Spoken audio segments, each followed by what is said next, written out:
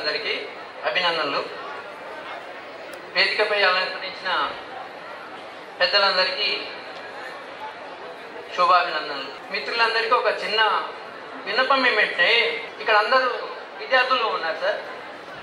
ఇందులో ఎంతమంది అమ్మా నాన్న అంటారు, ఎంతమంది మమ్మీ డాడీ అంటారు? ఒకసారి పరిశీలన చేసుకోవాలి. కనీసం ఇప్పుడు ఈ 3 days నుంచి మనకు ఈ 3 daysలో ఇక్కడ జరుగుతున్న వివిధ సాంస్కృతిక ఆధ్యాత్మిక విషయాలు, తెలుగు భాష అభివృద్ధి కోసం జరుగుతున్న ఈ సమావేశాల ద్వారానైనా కనీసము కొంత పరిజ్ఞానం వచ్చి కనీసం ఈ ఆంగ్ల భాషను తగ్గించి తెలుగు భాషకు ప్రాధాన్యత ఇస్తారని ఆశిస్తున్నాను. ఇక అసలు విషయానికి వస్తే, అసలు మాతృభాష అంటే అసలు మాటల్లో వర్ణించలేనిది. మన యొక్క భావ వ్యక్తీకరణకు ఒక మంచి సులక్షమైన మార్గం ఏంటంటే అమ్మ భాషని. అందుకే ఒకసారి గాంధీజీ తన గుజరాతీ భాషలో అన్నాడు, ఏమని? మాతృభాష తృణీకరం, మాతృదేవి తిరస్కారం అని చెప్పేసి.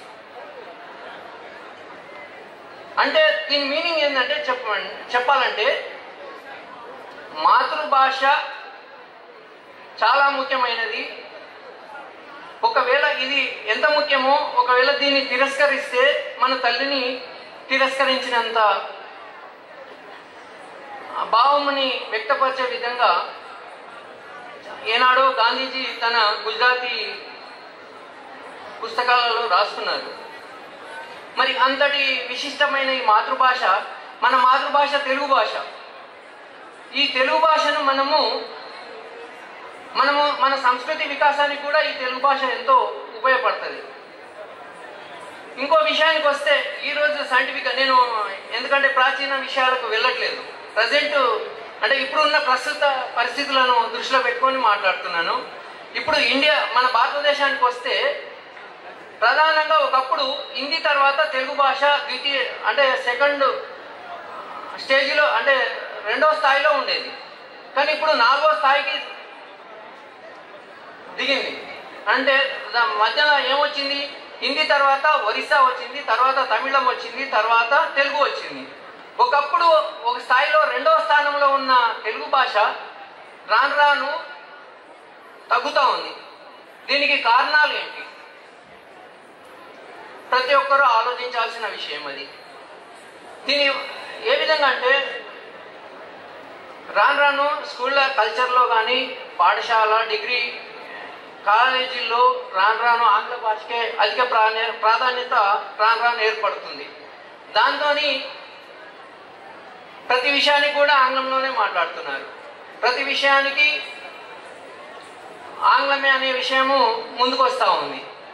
దాన్ని మనము తెలుగు రాష్ట్రాల్లో ఉన్నప్పుడు తెలుగు భాషనే మాట్లాడుకోవడం చాలా మంచిది అనేది నా అభిప్రాయం. కానీ ఇప్పుడు కూడా మన రాష్ట్ర కేంద్ర ప్రభుత్వాలు కూడా మాతృభాషల పట్ల ఎక్కువ దృష్టి సారించలేకపోతున్నాయి. ఒకప్పుడు ఈ ప్రసార మాధ్యాల్లో కూడా మీరు గమనించే ఉంటారు. అంటే ప్రసార మాధ్యాలు అంటే చాలా మందికి అర్థం కాదు, ఛానల్స్. ఒకప్పుడు విరామం అని ఇస్తుండే వాళ్ళు, మధ్య మధ్యన ఏదన్నా బ్రేకింగ్ న్యూస్ అని.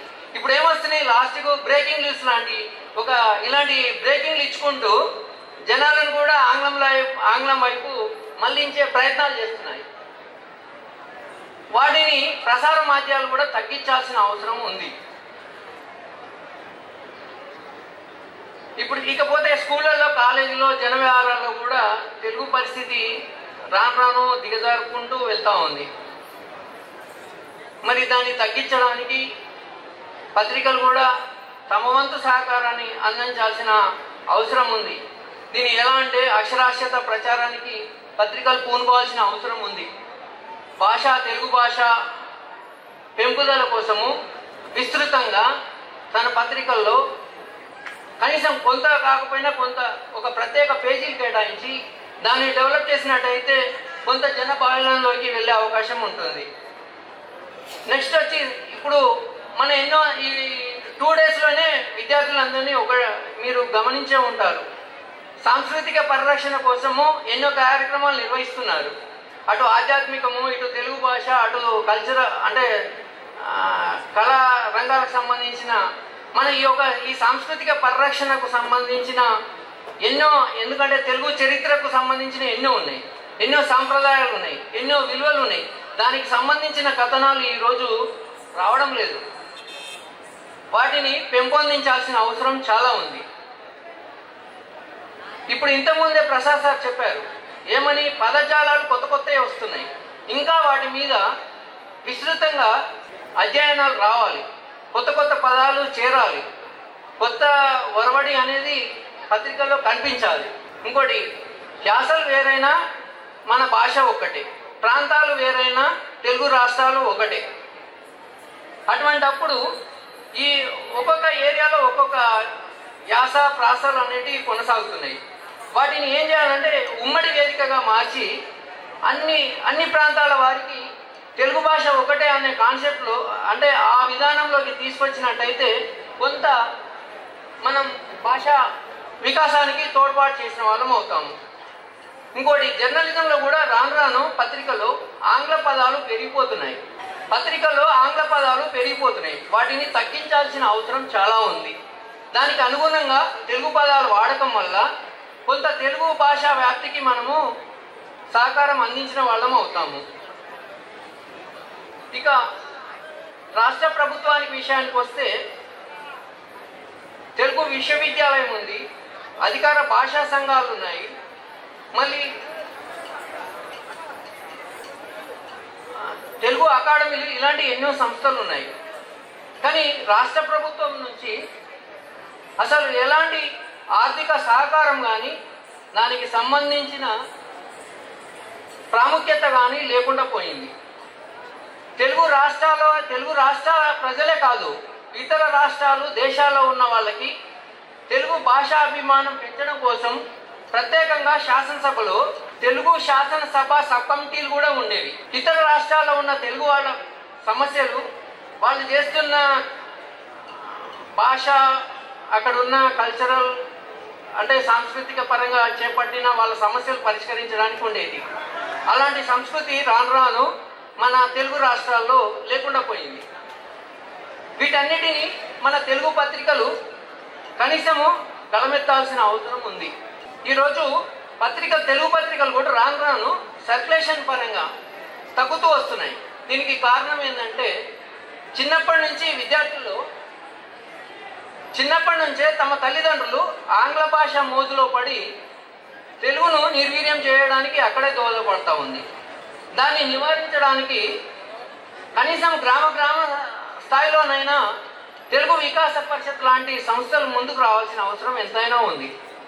ఇంకా తెలుగు భాష అభివృద్ధి కోసం మన గజల్ శ్రీనివాస్ గారు చేస్తున్న కృషి, పట్టుదలకు మన పత్రికలు కూడా కొంత చేయూతనివ్వడం వల్ల కనీసము గ్రామ స్థాయిలో ఈ తెలుగు భాషా వికాస కమిటీలు ఏర్పాటు చేయడానికి అలాంటి ప్రయోగాలు ఏమైనా చేస్తే పత్రికా పరంగా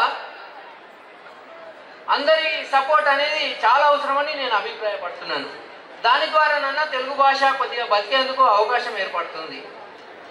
ఇవి కేవలము నా సూచనలు మాత్రమే చెప్తున్నాను. నాకు ఈ అవకాశం ఇచ్చిన పెద్దలందరికీ ధన్యవాదాలు తెలుపుతున్నాను.